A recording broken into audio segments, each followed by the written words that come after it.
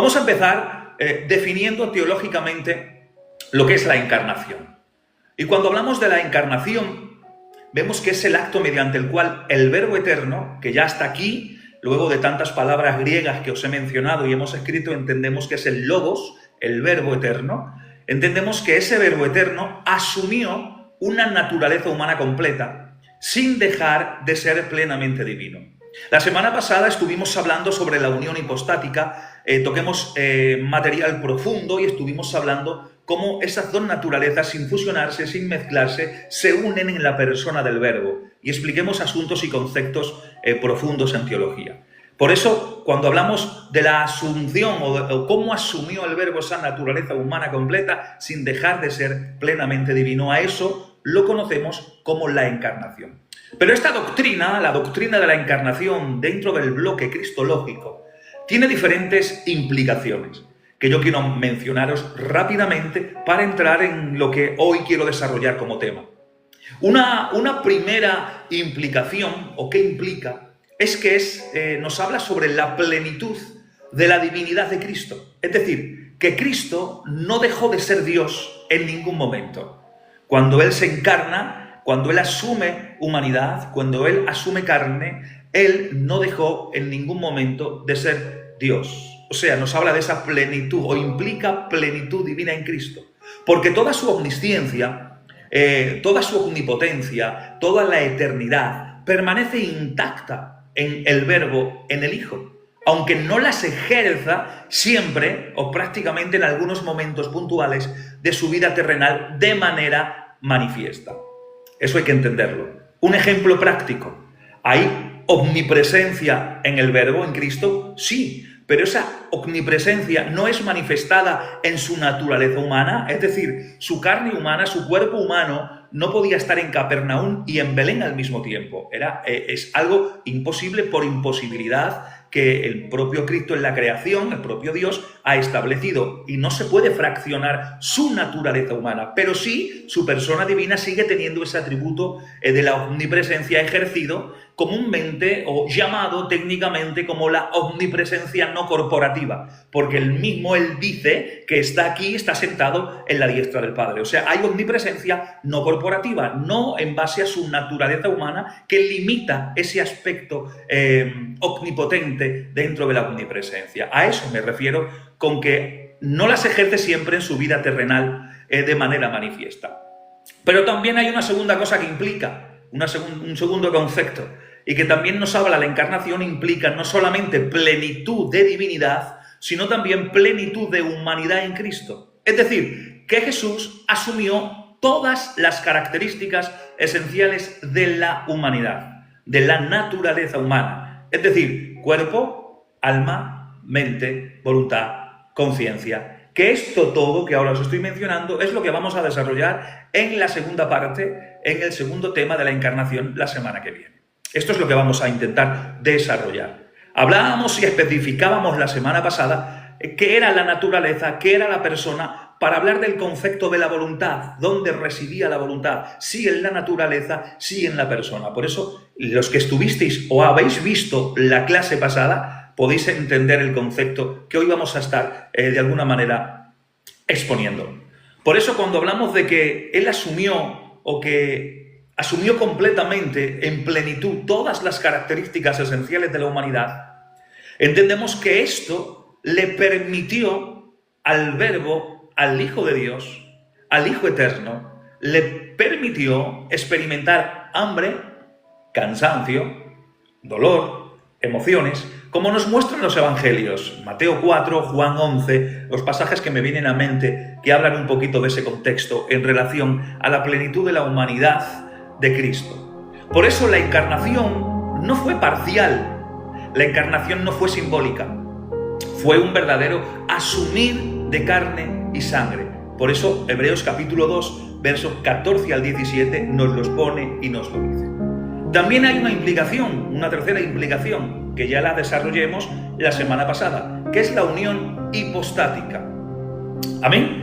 Es decir, la encarnación no fusiona, de alguna manera, la naturaleza divina con la humana en una sola naturaleza, como enseñaba el monofisismo, o cómo enseña el monofisismo, que lo desarrollamos también la semana pasada. Que va, pero tampoco las separa en dos personas distintas, como enseñaba el nestorianismo, sino que en Cristo hay dos naturalezas completas que coexisten en una sola persona.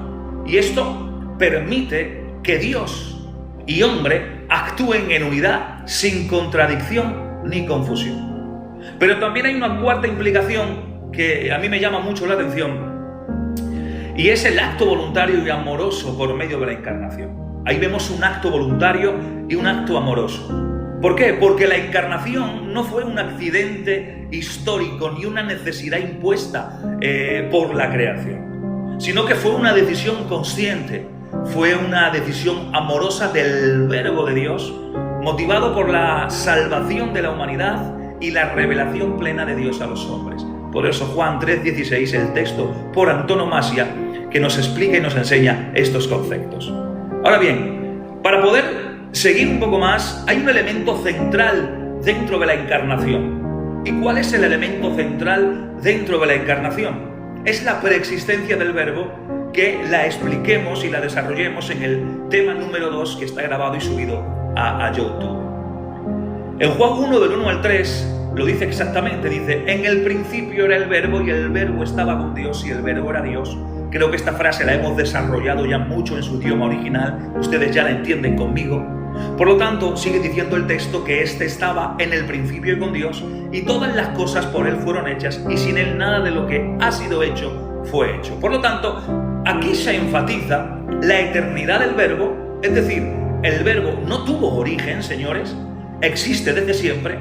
Su encarnación no es una creación, no es una adopción, sino que es la asunción voluntaria de la humanidad. Amén. Pero también es una participación en la creación, porque como agente creador, el Verbo tiene autoridad sobre toda la creación. La encarnación no limita su divinidad, sino que añade la experiencia de la condición humana. Pero también podemos ver que hay una distinción y una unidad, porque el Verbo está con Dios y era Dios, dice el texto que hemos leído de Juan. Es decir, afirmando tanto la distinción personal como la unidad esencial con el Padre, lo que prepara el fundamento para la comprensión de la Trinidad y de la encarnación como acto dentro del plano trinitario. Amén. Por eso, después de hablaros de estas cosas, vamos a entrar en el punto que yo quiero desarrollar en esta tarde, o en esta noche, que es la encarnación y el tabernáculo. Vamos a unir estos dos pensamientos porque están vinculados en tipología y apuntan siempre a Cristo. Pero para eso vamos a usar un verbo que aparece, que es el único que he escrito, es lo único que creo que vamos a escribir hoy en griego y analizarlo, porque no cabe otras cosas más, son algo que se puede entender sin tener que llegar a la escritura en su idioma original. En Juan 1:14 dice la Biblia, extrayendo este texto, hay una frase que es la que vamos a analizar, y es: y habitó entre nosotros. Habitó entre nosotros se traduce en el texto original, en el griego koiné, por eskenosen en emin. Vamos a ir a la pizarra, vengan conmigo. Ahí lo tienen grabado, lo tienen ya puesto. Eskenosen en emin. Habitó entre nosotros. Bien, voy a analizar esto porque esto es interesante. Quiero que noten esta palabra, o este verbo, mejor dicho, eskenosen, que es el que es habitó, es un auristo, evidentemente, es un auristo indicativo activo en tercera persona del singular.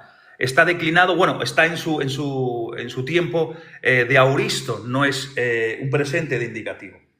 Quiero explicar algo rápido en relación a los tiempos verbales en el idioma original, como hice la otra vez. El auristo es un tiempo que en el castellano no tenemos. El auristo está en griego. Bien, este verbo está en tiempo auristo indicativo. ¿Cuál es la diferencia del español? Pues que no enfatiza el tiempo auristo, no enfatiza tanto el tiempo cronológico, sino más bien el aspecto verbal. Es decir, que el tiempo auristo describe la acción como un hecho completo, como un hecho global, sin entrar en su duración o en su repetición. Por eso en Juan 1:14, esto está en Juan 1:14, Juan 1:14, esta frase que está en Juan 1:14, este aoristo marca un acontecimiento, esto marca un acontecimiento histórico y puntual. Es decir, esto marca un acontecimiento histórico y puntual. ¿Qué significa? Algo que fue decisivo en la historia, la encarnación del Verbo. No se trata de una acción continua, es decir, no estaba habitando, sino de un hecho único, que es el Verbo habitó entre nosotros, un momento puntual de la historia, no se va a volver a repetir, fue en ese momento histórico y puntual. Por eso, este verbo eskenosen está en aoristo. Ahora, es interesante, déjenme borrar esto, es interesante. ¿Por qué es interesante? Porque la elección del verbo eskenon, es decir, este verbo, eskenón, está en presente indicativo, es habitar. Esto es habitar, esto es habitó, está en aoristo. Y este verbo es importante, significativo. Vamos ahora ya, esto ya, yo creo que ya lo entendéis. Vamos a girar la cámara y vamos a seguir aquí, porque creo que ahora se puede entender un poquito mejor viéndolo ahí escrito. El verbo eskenó, que es el presente de indicativo de habitar, es significativo. ¿Por qué? Porque ¿cuál es el significado de este verbo que engloba a lo largo de toda la Escritura? Atención, ¿cuál es? Que remite o nos lleva al tabernáculo del Antiguo Testamento, donde Dios habitaba entre su pueblo. Concretamente en Éxodo capítulo 25, donde está el texto hablado. La encarnación es, por tanto, la realización suprema del concepto de Dios habitando entre los hombres. Por eso Cristo es el tabernáculo viviente. Cristo es la presencia divina que camina y sufre junto al hombre. Por lo tanto, esto implica que la encarnación es visible, es tangible, es relacional, no solamente teórica o espiritual. Por eso Dios se hace accesible para la interacción humana real por medio de la encarnación. Ahora bien, si hablamos de la encarnación y el tabernáculo, Cristo cumple, o Cristo es la culminación final de cada elemento tipológico del tabernáculo que apunta a Cristo.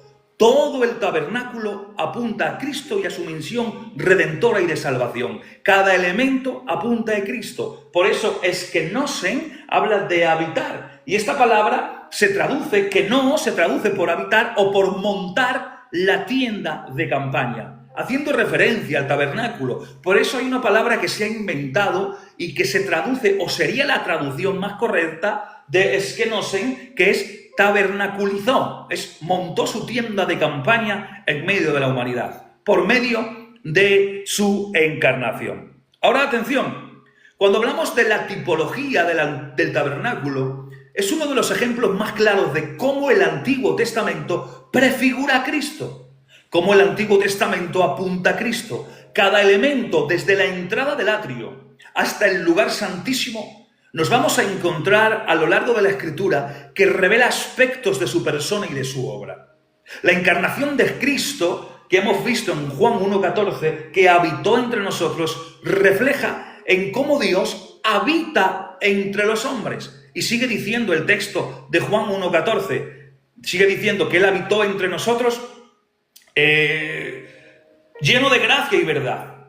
Vimos su gloria, dice, como la del unigénito del Padre. Pero nos dice la condición en cómo Dios habitó, en carne, en su humanidad. Y en la función de cómo el tabernáculo cumplía como lugar de comunión entre Dios y el hombre. Todo esto se aplica a Cristo. Todo esto apunta a Cristo. Por eso, si vemos el tabernáculo como símbolo de la encarnación, podemos ver, y vamos a analizarlo en esta noche, que es hasta donde yo quiero llegar hoy, en esta noche, con todos vosotros. Vamos a ver la presencia de Dios entre los hombres. En Éxodo capítulo 25, versículo, si no me confundo, versículo 8, si no, pues me vais corrigiendo. Si veis que digo algún texto errado, me lo decís, me paráis y me lo decís. Éxodo creo que 25:8 dice, y harás, o harán un santuario para mí. Y dice Dios, y habitaré en medio de ellos. Habitaré en medio de ellos. ¿Dónde? En el tabernáculo. Y todo esto, atención, apunta a Cristo. Se va desvelando poco a poco la cortina de la falta de ese conocimiento, de esa revelación progresiva. Atención, vamos a hacer un análisis lingüístico y teológico, pero no lo voy a escribir porque es el hebreo. Entonces tendría que hacerlo en la transliteración y sería perder un poco el tiempo escribiendo. Os lo menciono transliterado. La palabra hebrea que se traduce por habitar en este texto, o morar, que es lo mismo, que es el mismo significado, es la palabra hebrea shakam. Y la palabra hebrea shakam implica, atención, residencia permanente. No es una visita temporal. Esta palabra no implica una visita temporal, no, sino una residencia permanente. Dios establece su morada intencionalmente en el pueblo por mediación del tabernáculo. Por lo tanto, el tabernáculo, en sus materiales, en sus medidas y en su disposición, era un espacio sagrado que hacía de alguna manera tangible esa presencia invisible de Dios. ¿Dónde se hacía? En el tabernáculo. Y todo esto apunta a Cristo por medio de la encarnación. Por eso, en el contexto de la encarnación de Juan 1:14, se usa el verbo que es paralelo al del hebreo, eskenosen, el que os he mencionado y hemos estado analizando ahí. Eskenosen, es decir, que puso su tienda entre nosotros por medio de la encarnación, del misterio de la encarnación. Por lo tanto, esto no es una casualidad, hermanos. El autor evoca al tabernáculo. Dios mismo habita en carne humana a través de Cristo. ¿Y cuáles son las aplicaciones cristológicas de este tema tan importante? Que Cristo es el tabernáculo viviente. Así como el tabernáculo fue el punto de contacto entre Dios y el pueblo, la carne de Cristo, la humanidad de Cristo, es el punto de contacto entre Dios y la humanidad. Ya no un pueblo exclusivo, como el tabernáculo era referido para la casa de Israel, sino que ahora Cristo va mucho más allá. Es la culminación máxima, es el punto de contacto entre Dios y toda la humanidad. Por eso la encarnación, atención, no es solo Dios manifestándose, sino Dios moral y ontológicamente presente, compartiendo la experiencia humana para redimirla. Y esto, hermanos y hermanas, es impresionante. Vamos a hablar un poco sobre la estructura de este tabernáculo. No voy a entrar en muchos detalles, pero sí vamos a navegar un poco para poder entender lo más sustancial de todo ello. A ver un poco sobre la estructura del tabernáculo como anticipación de Cristo. Vamos a hablar de sus dimensiones o subdivisiones.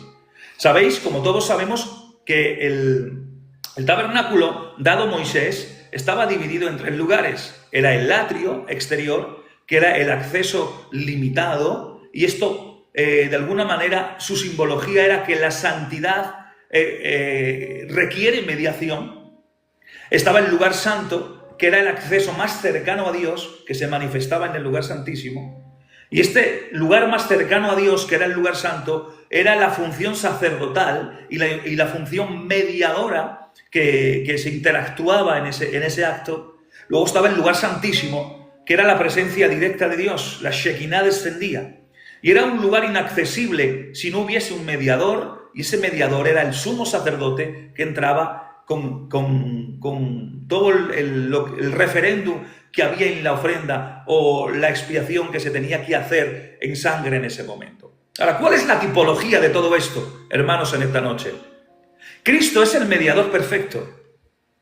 En 1 de Timoteo, capítulo 1, versículo 5, dice, porque hay un solo Dios, y también un solo mediador entre los hombres, Cristo Jesús, hombre. Es decir, que la estructura del tabernáculo muestra que solo un ser divino humano, es decir, Cristo, divino con 2 naturalezas, humana y divina, puede acercarse al hombre o puede acercar el hombre a Dios.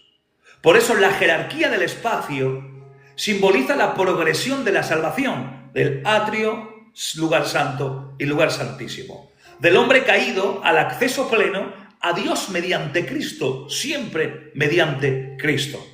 Por eso el tabernáculo era el cuerpo, era la humanidad de Cristo, o referenciaba o daba y apuntaba a Cristo en su cuerpo encarnado, en su humanidad encarnada, en la asunción de humanidad en la encarnación. Por eso, así como el tabernáculo fue la morada física de lo invisible, la carne, la humanidad de Cristo, es la morada tangible de la gloria divina del Señor. Por eso dice Colosenses 2:9, porque toda la plenitud de la deidad reside corporalmente en Él. Es decir, que el tabernáculo era la morada física de lo invisible en el Antiguo Testamento, en la casa de Israel. La carne de Cristo, la humanidad de Cristo, es la morada tangible de la gloria divina. Y eso es un deleite, compañeros.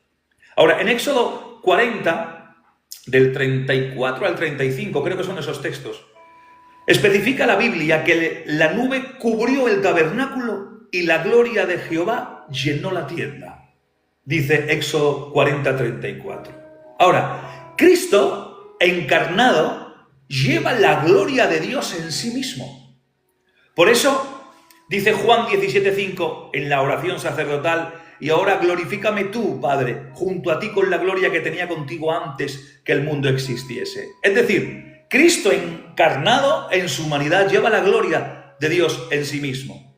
¿Por qué? Porque la manifestación visible de Dios en el tabernáculo prefiguraba la manifestación perfecta en Cristo, donde la gloria no está en un objeto como en el tabernáculo, sino que está en su persona, está en la persona de Cristo, donde se expone por medio de su humanidad. Ahora bien, el tabernáculo y la encarnación podemos ver un paralelo funcional. Podemos verlo. ¿Cuál es el propósito final de todo esto? De ambos, de la encarnación y del tabernáculo. Es que Dios puede habitar entre los hombres y reconciliarlos consigo mismo. La encarnación de Cristo cumple lo que el tabernáculo solo representaba. El tabernáculo representaba atributos, actitudes, religión, ofrendas, sacrificios. Representaba ciertos aspectos, pero la encarnación en Cristo cumple todo lo que el tabernáculo representaba. Dios no habita en un edificio de madera y de oro, sino en la humanidad redimida por Él. Atención, la encarnación, podemos ver la comunión con Dios. Filipenses capítulo 2, del 5 al 8, el texto kenótico por antonomasia.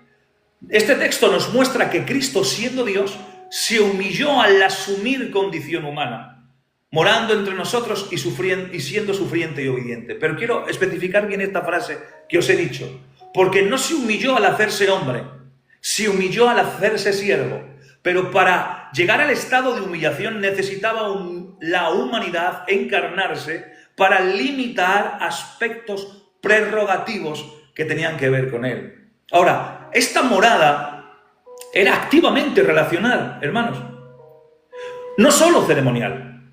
En el tabernáculo era más bien ceremonial, en Cristo era activamente relacional, su encarnación. Porque así como en el tabernáculo se permitían sacrificios y una comunión ritual, Cristo permite intimidad y restauración espiritual. Atención, porque nuestra reconciliación no depende de un lugar físico, hermanos, sino de su persona.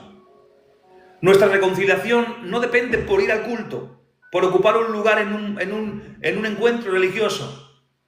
No depende nuestra reconciliación de ese lugar específico de culto, sino de la persona de Él, de encontrarnos con Él, de recibirlo a Él, de unirnos a Él, en la unión personal con Él. Por eso la encarnación es la morada divina que posibilita la adoración genuina y la vida nueva en comunión con Dios. ¿Qué conclusión podríamos dar a esto que estamos desarrollando? Que el tabernáculo es una anticipación tangible y ritual de la encarnación de Cristo. El tabernáculo apuntaba a Cristo. Su función, la función del tabernáculo, su estructura, prefiguraban cómo Dios habita entre los hombres, cómo provee acceso a su presencia y cómo realiza la redención por medio de un mediador perfecto. Ahora, Cristo es el tabernáculo definitivo, no hay más. Dios en carne humana, gloria plena, mediación perfecta y una puerta abierta a la salvación. Pero vamos a tocar aspectos del tabernáculo. Vamos a hablar del atrio, porque en el atrio vemos a Cristo como puerta y vemos el sacrificio expiatorio. El atrio del tabernáculo era el primer espacio ritual que el pueblo se encontraba al acercarse a la presencia de Dios, que residía en la Shekinah, en el lugar santísimo. Ahí descendía la Shekinah, la presencia de Dios. Sus elementos no solo tenían función ceremonial, todo lo que había en el atrio, sino que apuntaban a la persona de Cristo. Todo apuntaba a la persona de Cristo. Así como el tabernáculo era necesario para la reconciliación del pueblo con Dios, Cristo, atención, es el único acceso efectivo a la comunión con Dios. Por eso la entrada al atrio representa a Cristo como la puerta. En Éxodo 27:16 dice el texto: harás la puerta del atrio, atención, de tela de azul, de púrpura, de carmesí y de lino fino, con querubines bordados. Dice y le da mandato el Señor para la realización de esta puerta. La puerta del atrio marcaba el punto de acceso al santuario.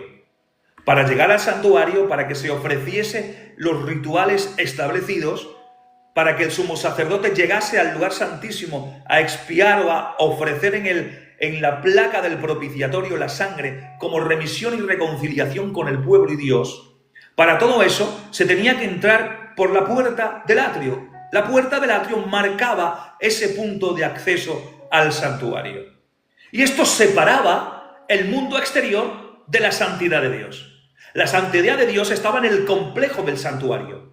La entrada era la puerta del atrio, que entraba dentro de ese lugar separado que representaba la santidad de Dios. Y esto separaba al mundo exterior. Ahora atención, la palabra hebrea que traduce por entrada o por abertura, que aparecía en la puerta del atrio, es la palabra hebrea petash. Y la palabra hebrea petash es entrada o abertura. Pero ¿saben lo que me llama la atención etimológicamente de esta palabra? Es que simboliza la entrada que se debe atravesar para la comunión con Dios. Simbolizaba que la entrada que era la entrada que se debería atravesar o que se debía atravesar para tener comunión con Dios.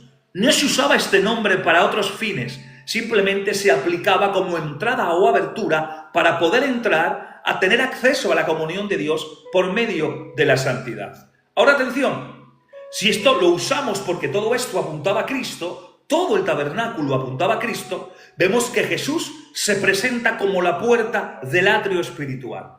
En Juan 10, aunque en el contexto dice, yo soy la puerta, el que por mí entrare será salvo, está hablando en plan que hay ovejas también y habla como el buen pastor, pero apunta mucho más allá esta expresión. Está hablando y hace referencia a la puerta del atrio espiritual. Porque la puerta del atrio prefigura la necesidad de pasar por Cristo para acercarse a Dios. Es decir, para poder acercarse a Dios uno tiene que pasar por Cristo. Por eso Él se sitúa como la puerta. Amén. Por eso decía, a ver cómo lo puedo explicar de una manera un poquito más masticable. Para acercarse a Dios había que pasar por Cristo. Ningún acceso fuera de Cristo era legítimo o es legítimo para encontrarse con Dios o reconciliarse con Dios. Es Cristo quien nos reconcilia. Por eso, atención, la puerta del atrio es la que nos separa, la que separaba al mundo exterior de la comunión con Dios que representaba la santidad. Pues por lo mismo, en este caso, Cristo representa esa puerta del atrio, que es la prefigura de la necesidad de pasar por Cristo para acercarse a Dios. También vemos los colores de la cortina. Los colores de la cortina que os he mencionado, azul, púrpura y carmesí, esos tres, representan a Cristo, la puerta de entrada de acceso al Padre, por medio de la encarnación, representa su divinidad, su realeza y su sacrificio respectivamente. Y todo esto está anticipando la persona de Cristo, que es Dios encarnado, que es Rey y que será el Cordero sacrificial. Eso es, Él está en la puerta y representa estos tres aspectos que ya apuntan a Cristo en la puerta del atrio exterior. Una vez que se entraba dentro del atrio exterior, había elementos, había objetos dentro del atrio exterior. Estaba el altar de los holocaustos y representa a Cristo como el sacrificio perfecto.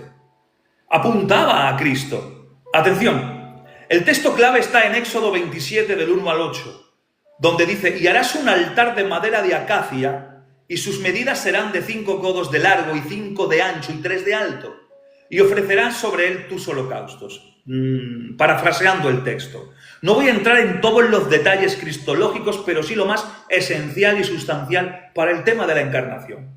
Por eso, si hacemos un análisis exegético de esto, el altar era el lugar de expiación ritual, con lo primero que te encontrabas, donde los animales eran sacrificados para cubrir los pecados del pueblo.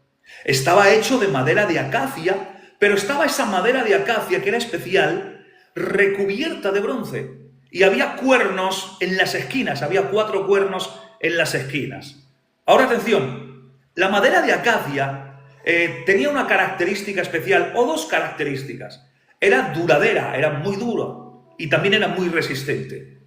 Y esta madera de acacia representa o apuntaba o simbolizaba la humanidad de Cristo, la encarnación de Cristo, la naturaleza humana. Mientras que el bronce representa la justicia y el juicio de Dios, que requieren una expiación activa y pasiva en ambos extremos. Sobre él se ofrecían, sobre el altar de los holocaustos, se ofrecían los sacrificios de animales, holocaustos, ofrendas por el pecado, ofrendas por la culpa. La sangre era derramada y el animal era quemado en fuego consumidor como olor grato a Jehová, como dice Levíticos capítulos 1 y 7. Atención, esto mostraba que no había acceso a Dios si no había derramamiento de sangre previa. Tenía que haber un derramamiento de sangre antes para que se tuviese acceso a Dios.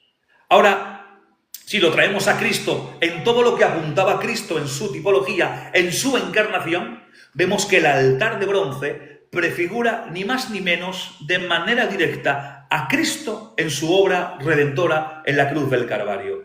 ¿Cuál fue el lugar del sacrificio? La cruz.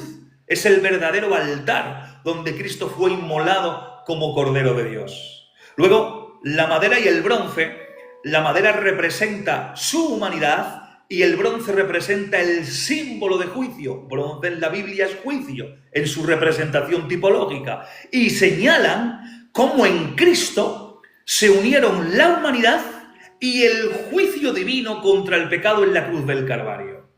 Ahora atención, el fuego consumidor que se consumía a la víctima representa la ira santa de Dios que fue descargada sobre Cristo en nuestro lugar, como dice Isaías 53. Los cuernos del altar, los cuernos en la Biblia es símbolo de poder y también de refugio, en Cristo representan que en Él encontramos la fuerza de la salvación y el lugar seguro del perdón.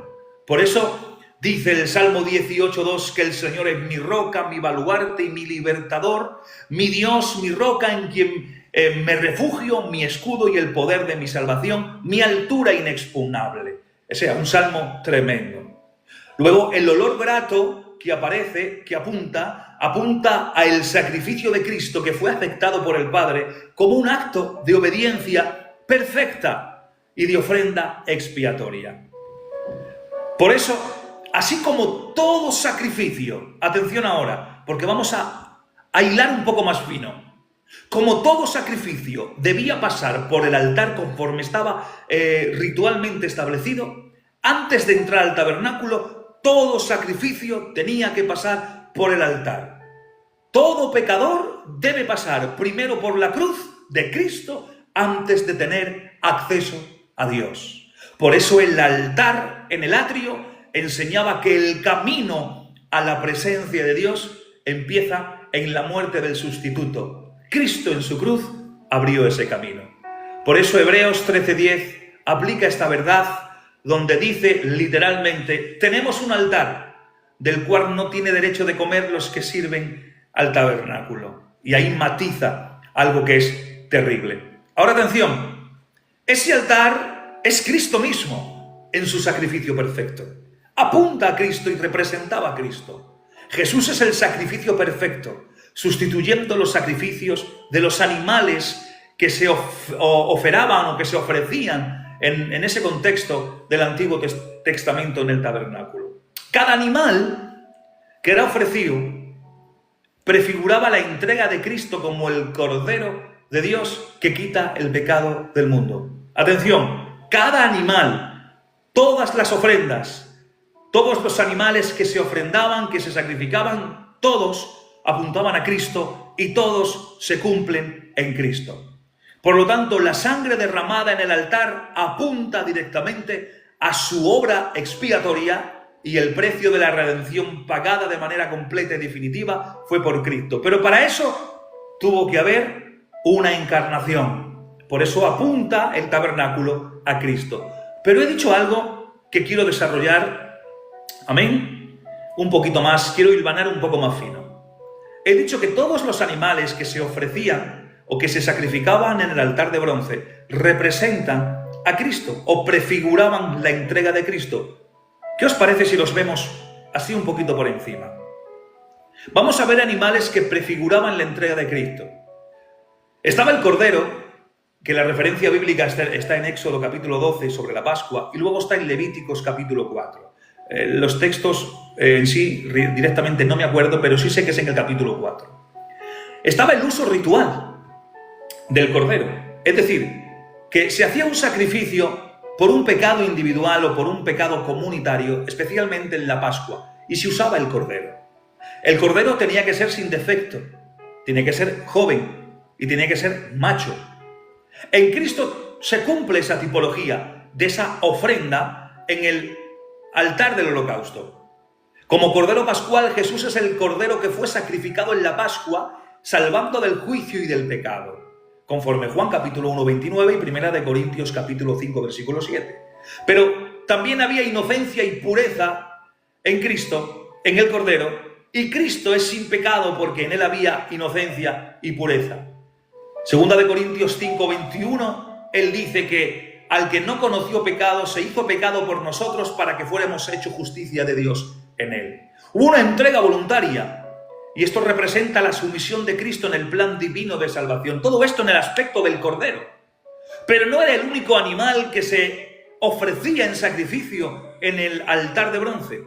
También se ofrecía el toro o el becerro. La referencia bíblica, para quien quiera leerlo detenidamente en casa, está en Levíticos capítulo 1, del 3 al 9, y el capítulo 4, versos creo que del 3 en adelante. ¿Cuál era el uso ritual del sacrificio del toro o el becerro? Era un sacrificio por expiación de pecados del pueblo o líderes como el sumo sacerdote.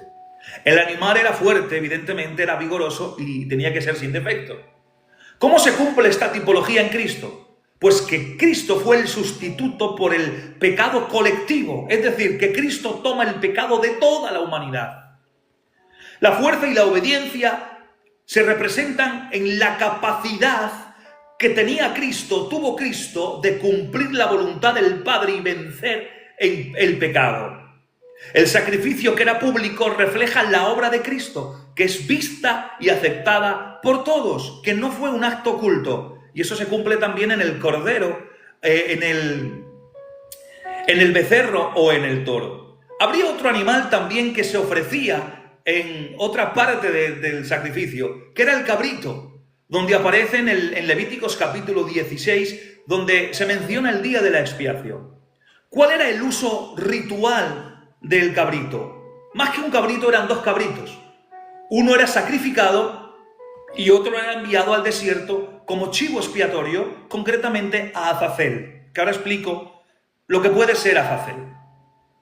Uno representaba la expiación por los pecados del pueblo y otro representaba el retiro del pecado del pueblo, que el pecado se iba del pueblo en la representación de ese cordero que era enviado a Azazel. ¿Cómo se cumple en Cristo? ¿Cómo apuntaba esto a Cristo también en el altar de bronce, en la tipología con Cristo? Pues que había un sacrificio, que hubo un sacrificio expiatorio. Es decir, Cristo paga la deuda del pecado. El chivo expiatorio, Jesús carga nuestros pecados y los elimina completamente, conforme a Isaías 53:6. No cubre como hacía el tabernáculo, no, sino que elimina por completo, saca, arranca, extirpa el pecado de toda la humanidad por medio de su obra y de su expiación en la cruz del Calvario. Expía el pecado, no cubre, sino que expía. Y representa la obra completa de redención, de no solo cubrir el pecado, sino de quitarlo y separarlo de nosotros. Bien, ¿cuáles son las interpretaciones para el que esté preguntando qué es Azazel? ¿Qué representa Azazel? Atención. Azazel, hay tres posiciones, después os digo la que yo creo. Azazel tenía que ver con un lugar geográfico, era una zona geográfica que se le ponía el nombre de Azazel, o que se le puso por algún intérprete judío. Y algunos intérpretes judíos, antiguos concretamente, consideraban esta interpretación, que Azazel era una región desértica, un peñasco aislado, y se hacía allí donde se desviaba el cabrito y se quedaba allí, en esta parte simbólica. Ahora, en este sentido, enviar el cabrito a Azazel significa remover el pecado del campamento, enviándolo a un lugar remoto, donde allí no se habitaba. Y esto enfatiza la idea de la separación del pecado. Otros creen que Azazel lo nombran como un ser espiritual. Otras tradiciones, especialmente, atención, literatura apócrifa, como el libro concretamente de Enoch, interpretan a Azazel como un ángel caído o un demonio. La interpretación de que Azazel era un ángel caído sale del libro de Enoch, que es una literatura apócrifa, para que tengan cuidado. Y según esta interpretación, el cabrito sería enviado a Azazel como una expulsión simbólica de la influencia demoníaca y del pecado, aunque en la Biblia hebrea esta idea es más implícita que explícita. Y luego hay una tercera posición que dicen que Azazel lo interpretan como un principio o como una fuerza. Algunos comentaristas, no voy a dar nombres, consideran que Azazel representa el concepto de pecado, mal o rebelión personificada. Por lo tanto, enviar el cabrito a Azazel sería entonces remover la culpa y cargarla fuera del pueblo, enfatizando la restauración de santidad y separación del pecado. Las más que podemos quedarnos con ella es esta última, y es la primera, que es una zona geográfica que había en un desierto o en un peñasco principal, que es la que yo considero, más que una entidad diabólica, un lugar específico de olvido, donde se enviaba a morir el cordero olvidado del pueblo. ¿Amén? Seguimos un poquito más luego de este paréntesis para aquellos que preguntan qué era Azazel o qué representaba Azazel. Había otra ofrenda más, otro animal que se ofrendaba, que era la paloma o la tórtola. La referencia está también en Levíticos 1:14 y también la vemos en Lucas capítulo 2, versículo 22 al 24. ¿Cuál era el uso ritual? Que la paloma, la tórtola, el palomino, era el sacrificio de los pobres y era ofrecido por aquellos que no podían permitirse animales más costosos. Esto representaba humildad y representaba sumisión. Esta ofrenda también se cumple en Cristo, que era el altar de bronce, que representaba el altar de bronce, como hemos estado de alguna manera desarrollando en esta noche. La tipología en Cristo, vemos la humildad y la accesibilidad que Cristo tenía. Porque Jesús acepta la humanidad humilde y pecadora siendo accesible para todos. Vemos en Cristo pureza e inocencia, que era representada en la pureza moral y la pureza espiritual que había en Cristo. Por eso dice Hebreos 7:26, porque nos convenía que tuviésemos tal sumo sacerdote santo, inocente, inmaculado, apartado de los pecadores y exaltado más allá de los cielos, dice Hebreos 7:26. Y era una sustitución universal, porque su sacrificio no estaba limitado por riquezas, por estatus o por condición social, sino que era accesible para todos. Pero hay un quinto animal que también se ofrecía en el altar de bronce, y era el buey y carneros en holocaustos generales. En Levíticos capítulo 1 del 2 al 9 también hace esa referencia bíblica. ¿Y cuál era el uso ritual? que los sacrificios de estos animales en estos contextos eran de comunión, de acción de gracias, de dedicación o de votos simplemente. Y reforzaban la idea de una entrega completa a Dios. Y en Cristo apuntaban tipológicamente de una entrega total, de una obediencia total, que Cristo entrega toda su vida al Padre, desde el nacimiento en su humanidad hasta su muerte en la cruz del Calvario. Hubo un sacrificio de adoración, un sacrificio de obediencia.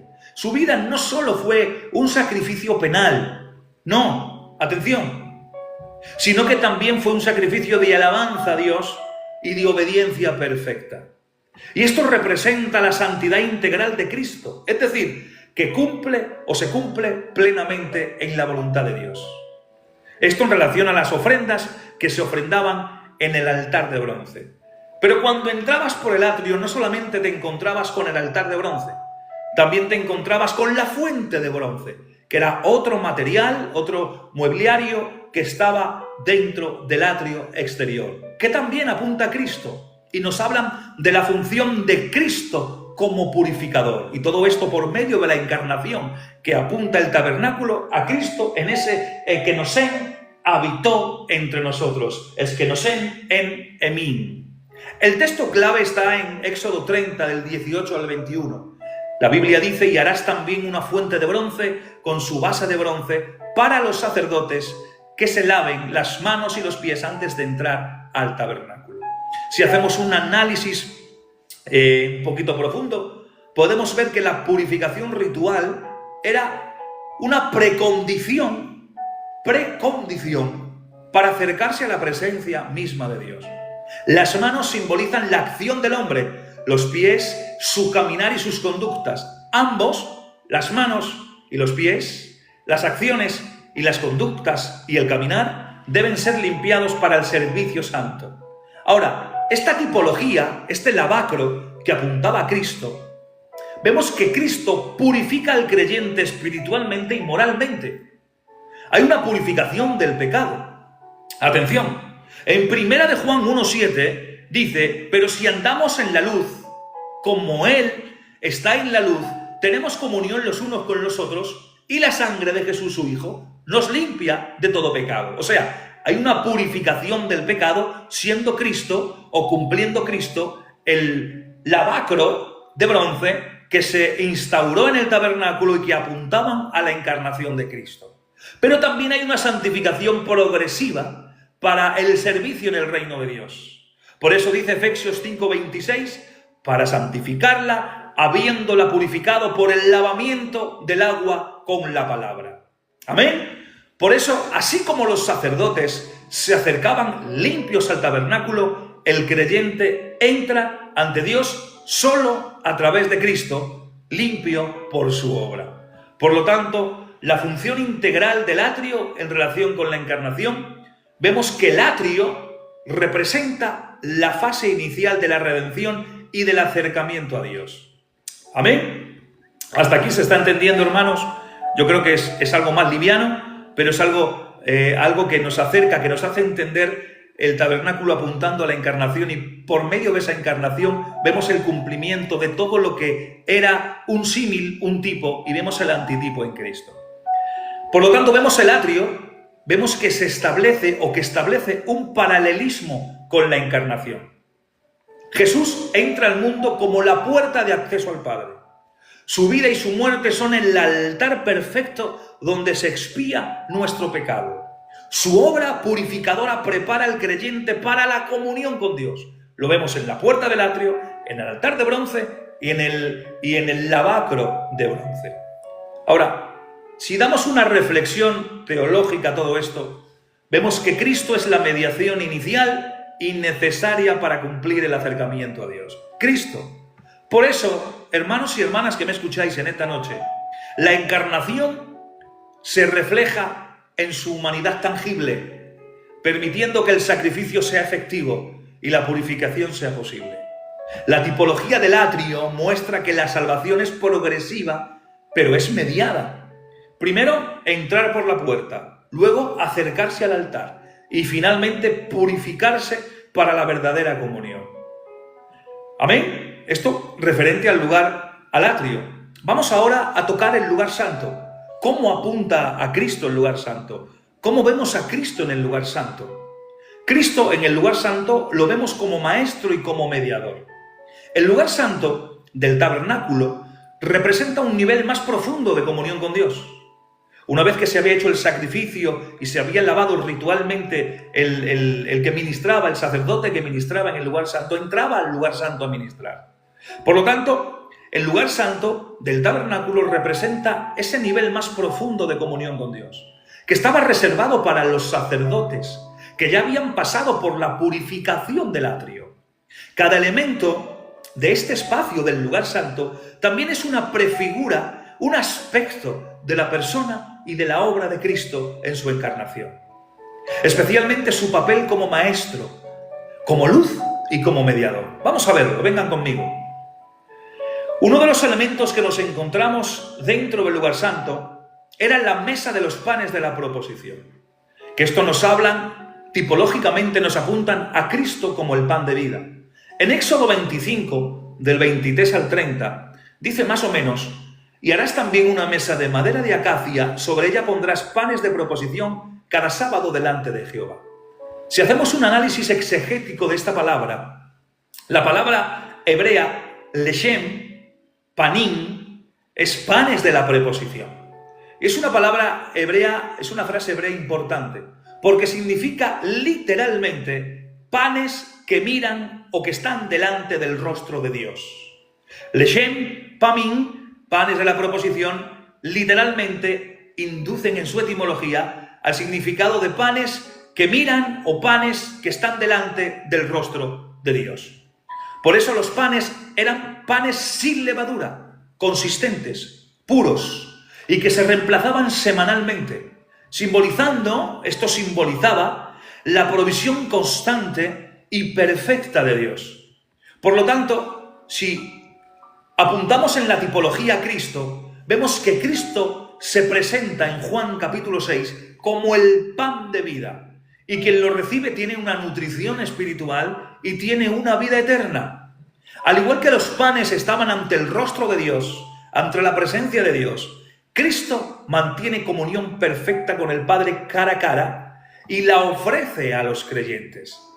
La renovación semanal de los panes apunta a la constancia de Cristo en proveer para las necesidades espirituales de su pueblo día a día, día a día.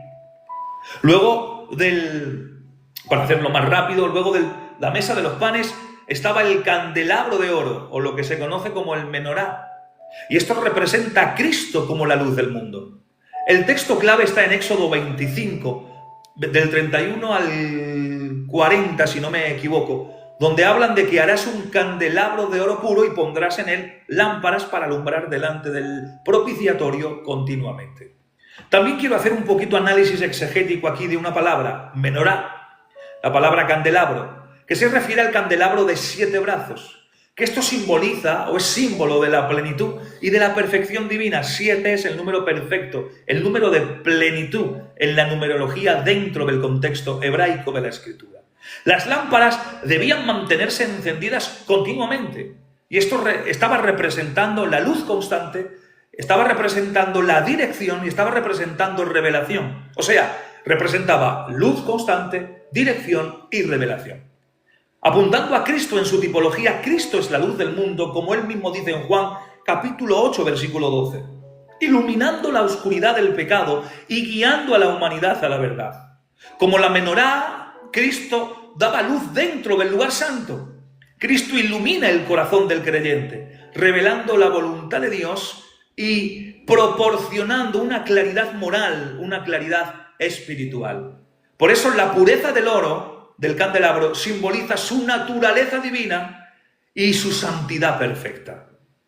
Luego estaba el altar del incienso, también en el lugar santo. Y el altar del incienso apunta a Cristo como mediador y como sumo sacerdote. El texto, Éxodo capítulo 30, harás un altar del incienso, sobre él quemarás incienso aromático diariamente delante de Jehová, dice parafraseando el texto. Quiero también aquí hacer algún análisis un poco exegético, porque el incienso representa las oraciones y la adoración aceptable ante Dios. Pero no solamente eso, sino que el altar de incienso estaba colocado delante del velo que separaba el lugar santo del Santísimo. Atención. Y esto indica, o estaba indicando, la mediación necesaria para acceder a la presencia divina, donde realmente descendía la presencia del Señor. Vamos a usar y vamos a lanzar la tipología a Cristo, porque vemos a Cristo como el sumo sacerdote de acuerdo a Hebreos capítulo 4 y Hebreos capítulo 7, quien intercede, atención, continuamente por su pueblo. Así como el incienso subía y llenaba el lugar de un aroma agradable, las oraciones del creyente en Cristo suben a Dios aceptadas por la mediación de Cristo, no por nuestras obras, no por lo bien que lo hemos hecho, no por lo mucho que oremos, sino por la mediación de Cristo que está en medio representando este altar antes de entrar al lugar santísimo. Atención, el altar de incienso apunta a la obra mediadora y a la obra sacerdotal de Cristo, que no solo ofrece sacrificio, sino que también asegura la comunión efectiva con el Padre, hermanos y hermanas. Ahora, ¿cuál era la función integral del lugar santísimo? ¿Cuál es la síntesis teológica de esto? Que el lugar santo simboliza la comunión progresiva con Dios mediante Cristo. Primero nutridos, la mesa de los panes. Luego iluminados, el menorá. Y finalmente sostenidos por la mediación, amén, del altar. La encarnación se refleja aquí en su función activa, porque no solo moró entre los hombres, sino que enseña, guía y mediatiza nuestras relaciones con Dios Padre. Ahora, si hacemos una reflexión sobre la encarnación y el lugar santo, podemos llegar a la conclusión de que Cristo, hermanos que me escucháis en esta noche, no es solo presencia visible de Dios, sino guía espiritual constante e intercesor. El lugar santo refleja la actividad redentora, la actividad santificadora de Cristo en la vida del creyente, porque nutre espiritualmente, ilumina moralmente y tiene una mediación ante Dios por nosotros. La tipología muestra que la encarnación no solo es un evento histórico, sino una obra continua que capacita al creyente para acercarse al Padre y vivir en santidad, compañero. Ahora, además de eso, podemos llegar un poquito más allá. Podemos entrar un poco en el lugar santísimo. A ver si tengo que apuntar aquí algo más. No. Ahí está. Déjenme mirar las notas. ¿Por dónde vamos? Bien, lugar santísimo. Si vemos lo que es el lugar santísimo, o podemos analizar un poco el lugar santísimo, vemos que Cristo lo podemos ver como sumo sacerdote y podemos ver la presencia de Dios en medio de ese lugar, sacerdote y presencia de Dios, dentro de esa comunión que tiene con nosotros. El lugar santísimo, o santo de los santos como se conoce, era el espacio más sagrado del tabernáculo. Estaba separado, como todos sabemos, por un velo. Ese velo indicaba inaccesibilidad de la gloria de Dios al hombre común. Separaba, dividía el lugar santo del lugar santísimo. Por lo tanto, la gloria de Dios que había en el lugar santo, en el lugar santísimo, el velo separaba esa gloria de lo común. Solo, como todos conocemos, el sumo sacerdote podía entrar. Y eso solamente lo hacía una vez al año. Y lo hacía con sangre sacrificada, con la sangre del sacrificio, que usaba una vez al año y lo echaba en la placa del propiciatorio. Y este espacio prefigura de alguna manera, de manera directa, la obra mediadora y la obra redentora de Cristo, así como el papel que Cristo usaba como esa presencia de Dios en medio de los hombres. Por eso, el texto clave es Éxodo capítulo 25, donde ahí especifica, no recuerdo bien, especifica sobre harás un arca de madera de acacia, etcétera, etcétera, etcétera. Pueden leerlo en casa. Éxodo capítulo 25. Ahora atención, si hacemos un análisis exegético de todo esto, como según estamos haciendo toda la noche, el arca era el centro del lugar santísimo. Era el centro del lugar santísimo. Estaba hecho de madera de acacia estaba recubierto de oro. Combinaba la humanidad y la gloria divina. La humanidad en la madera era recubierto de oro, que representaba la gloria divina o la divinidad. Y esto estaba anticipando de alguna manera, como hemos estado viendo, estaba anticipando la encarnación. Luego estaba el propiciatorio, o la tapa del arca, que era el propiciatorio, y era el punto de contacto realmente entre Dios y la expiación del pecado. Es decir, la sangre del sacrificio, esa sangre anual del sacrificio, se aplicaba aquí, en esta tabla, se aplicaba en la plancha del propiciatorio. Y esto simbolizaba, o de alguna manera estaba simbolizando, la reconciliación y el perdón, exactamente. Estaban confeccionados en el arca querubines que se posaban sobre el propiciatorio y representaban la manifestación de la gloria y de la santidad de Dios. Apuntaban, tocaban alas con alas y miraban la tapa del propiciatorio donde se volcaba la sangre, y ellos de alguna manera simbólicamente miraban lo que había dentro del arca, lo que simbolizaba. Luego, cuando se echaba la sangre, eso cubría, eso tapaba simbólicamente la visión de los querubines, y ya dejaban de mirar lo que apuntaba dentro y miraban la sangre, que era propicio. De ahí la tapa del propiciatorio, la propiciación. Por eso vemos aquí en Cristo, apuntando todo esto, vemos esa tipología en Cristo. Y vemos que Cristo es el cumplimiento perfecto del pacto, conforme dice Hebreos capítulo 9, versículo 15. Él es el mediador, por lo tanto, es el mediador que asegura la reconciliación entre Dios y los hombres. Como propiciatorio, cubría el pecado del pueblo con su sangre. La obra expiatoria de Cristo cubre, pero no solamente cubre, sino que ya en Cristo y en su obra cubre y quita el pecado de manera definitiva.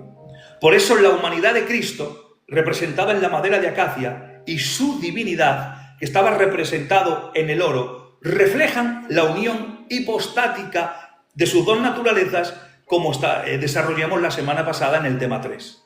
Y de esta manera permite que sea Cristo el sumo sacerdote y el sacrificio al mismo tiempo. Sumo sacerdote y sacrificio al mismo tiempo por medio de estas acciones. Amén. Luego estaba el velo, y el velo era Cristo como acceso directo al Padre, era su humanidad, era su carne, representaba el velo que separaba ese acceso directo al Padre. En Éxodo capítulo 26, ahí se especifica, donde le dice a Moisés: y harás un velo azul, púrpura y carmesí, etcétera, etcétera, etcétera. Aquí vemos que el velo, como todos sabemos, separaba al hombre de la presencia plena de Dios. ¿Y esto qué indicaba? Indicaba que si no había una mediación, el acceso directo era imposible. No había acceso directo si no había una mediación. Si no hubiese alguien que pudiese mediar para poder entrar al lugar santísimo, a ese acceso a la presencia inmediata del Dios Padre. Por lo tanto, el sacrificio y la purificación ritual eran necesarios para que el sumo sacerdote pudiera entrar. Tenía que haber un sacrificio y tenía que haber una purificación ritual. Por eso en la tipología en Cristo podemos ver que Jesús es el velo rasgado, conforme a Mateos 27 y Hebreos capítulo 10. Los versos no los recuerdo exactamente. Y ahí vemos que el velo es rasgado, que representa su carne, su humanidad. Amén. La muerte de Cristo. Porque su muerte en la cruz, representando su carne, vemos que su muerte abrió ese acceso directo y ese acceso inmediato al lugar santísimo. Y de esta manera permite esa comunión plena con el Padre, hermanos y hermanas que me escucháis. Por eso la encarnación, junto con su obra redentora, elimina la separación que el pecado había causado, cumpliendo la función del velo, no como barrera, sino como mediación transformadora en acceso libre. Todo esto apuntando a Cristo, tabernáculo, Cristo por medio de la encarnación. La sangre del sacrificio, podemos ver esa sangre que se echaba en la tabla del propiciatorio, en la placa. Podemos ver que Cristo como lo vemos a Él como sumo sacerdote, pero también lo vemos como ese sacrificio definitivo. Y lo vemos en Levíticos capítulo 16, que nos mencionan y nos hablan de la sangre del sacrificio del día de la expiación, que se rociaba sobre el propiciatorio para expiar los pecados del pueblo. Eso se hacía una vez al año y lo hacía el sumo sacerdote. Solo el sumo sacerdote podía aplicar esa sangre. Y esto representa que el único mediador de reconciliación ritual y temporal era el sumo sacerdote en ese tiempo del tabernáculo. Ahora, la sangre prefiguraba la necesidad de un sacrificio que tenía que ser ese sacrificio perfecto, y no solamente perfecto, sino también definitivo, ya que los sacrificios de animales eran temporales y efectivos, como hemos estado viendo. Y no solamente eran temporales y efectivos, sino también que eran repetitivos. Pero tenía que venir el sacrificio perfecto, que era Cristo. Cristo es el sumo sacerdote, pero no solamente es el sumo sacerdote, sino que también es el sacrificio definitivo y perfecto. Su sangre no solo cubre los pecados temporales, sino que los elimina de una manera completa y de esta manera garantiza una redención eterna para ti y para mí. Por lo tanto, la combinación de sumo sacerdote y de sacrificio en una sola persona cumple la tipología del lugar santísimo en su totalidad en la persona de Cristo por medio de la encarnación. Por eso, para ir finalizando, el lugar santísimo, hermanos y hermanas que me escucháis en esta noche, para cerrar el tema, representa la consumación de la mediación y el acceso a Dios. Y de esta manera culmina la tipología inicial en el atrio, cuando hablábamos de la entrada, que representaba a Cristo la puerta, en el atrio, y continúa al lugar santo, y del lugar santo continúa al lugar santísimo. Por lo tanto, la encarnación de Cristo hace posible que todos los elementos del tabernáculo encuentren su cumplimiento en la persona de Cristo. Mediación perfecta, sacrificio perfecto y definitivo, presencia gloriosa de Dios entre los hombres. ¿Cuál sería la reflexión teológica de alguna manera en esta noche, culminando este tema? Amén. Y dejando la segunda parte profunda para la semana que viene, para analizar palabras en el texto y en la pizarra. ¿Cuál es la reflexión teológica? Que Cristo es el sumo sacerdote que encarna la función del lugar santísimo. Es decir, acceso directo, sacrificio perfecto, presencia plena. Por lo tanto, la encarnación y la redención permiten al creyente entrar en la verdadera presencia de Dios. Pero no solo simbólicamente hablando, como en el tabernáculo, sino de una manera real y de una manera permanente. La tipología muestra que el tabernáculo era un modelo anticipado de la obra y de la persona de Cristo, como hemos estado viendo a lo largo de todo este tiempo. Y que la encarnación de Cristo cumple, pero no solamente cumple, sino que trasciende todos los rituales y todos los símbolos del antiguo pacto, del Antiguo Testamento. Por lo tanto, si hablamos de una tipología integral sobre el tabernáculo o sobre la encarnación como el tabernáculo, podemos decir que el tabernáculo que representaba en el Antiguo Testamento en toda su totalidad, no solo un conjunto de rituales y de estructuras, sino que era un modelo anticipado de la persona y de la obra de Cristo. Es decir, que cada elemento, desde el atrio hasta el lugar santísimo, apuntan a la encarnación, apuntan a la mediación, apuntan a la obra redentora del Hijo de Dios. Por eso la tipología integral nos permite comprender cómo Jesús cumple todas las funciones del tabernáculo en su persona. De esa manera convirtiéndose Cristo, con la palabra que hemos analizado, habitó entre nosotros en el tabernáculo viviente. Es decir, el atrio es el acceso a Dios a través de Cristo. Los elementos: puerta del atrio, altar del holocausto, fuente de bronce. La tipología que hemos visto: puerta del atrio, Cristo como la única entrada a la salvación. El altar del holocausto, Cristo como sacrificio perfecto, y no solamente perfecto, sino sustitutorio. Luego estaba la fuente de bronce, el lavacro, que también se conoce como el lavacro, donde Cristo actúa como purificador y como santificador. ¿Cuál es la síntesis del atrio? Que el atrio representa la fase inicial de la reconciliación, es decir, que acercarse a Dios a través de Cristo, purificados y reconciliados por su sacrificio en la cruz del Calvario, y para esto necesitaba la encarnación. Ahora, en lugar santo hemos visto a Cristo como maestro y como mediador. ¿Por qué? Porque estaba la mesa de los panes, estaba el candelabro de oro, el menorá, y estaba el altar del incienso. Y hemos visto en la tipología que en la mesa de los panes hablábamos de Cristo como el pan de vida, Cristo como el proveedor, como ese constante de sustento espiritual. Y también hablábamos sobre el candelero de oro, sobre el menorá, y hablábamos de que era Cristo, que era la luz del mundo, que nos guiaba, que nos daba una revelación de la verdad de Dios. Y luego estaba el altar del incienso, donde era Cristo como sumo sacerdote que intercede y que mediatiza nuestras oraciones ante el Padre. ¿Y cuál era la síntesis del lugar santo? Que el lugar santo representa la comunión continua con Dios mediante Cristo, donde el creyente, atención, es alimentado, es iluminado y es sostenido espiritualmente, como hemos estado desarrollando. Y luego, ya el final, el lugar santísimo, vemos a Cristo como presencia, vemos a Cristo como esa presencia gloriosa y como esa mediación definitiva. ¿Qué elementos estaban allí? Estaba el arca del pacto, estaba el propiciatorio, estaba el velo y estaba la sangre del sacrificio. ¿Cuál era la tipología que hemos estado analizando? El arca del pacto es Cristo como el cumplimiento del pacto, y no solamente el cumplimiento del pacto, sino que hablábamos como ese mediador perfecto, no hay otro, era Cristo el mediador perfecto. Estaba el propiciatorio, donde vemos que estaba Cristo, y que Cristo era el sacrificio definitivo que cubre, pero no solamente cubre, sino que quita el pecado.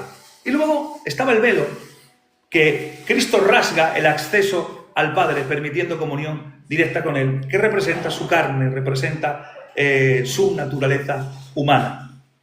Y luego veíamos la sangre que estaba en la plancha del propiciatorio, que habla de Cristo como esa expiación eterna y como ese sumo sacerdote eterno. ¿Cuál sería la síntesis del lugar santísimo? Que el lugar santísimo representa el final, la cumbre, el estatus máximo de la mediación y de la reconciliación, donde la presencia de Dios se hace plenamente accesible gracias a la encarnación y a la obra redentora de Cristo en la cruz del Calvario. Por lo tanto, vemos cómo la encarnación es el tabernáculo viviente en el tiempo de Cristo. Volvemos al texto del principio, Juan 1:14, y el Verbo se hizo carne y habitó entre nosotros.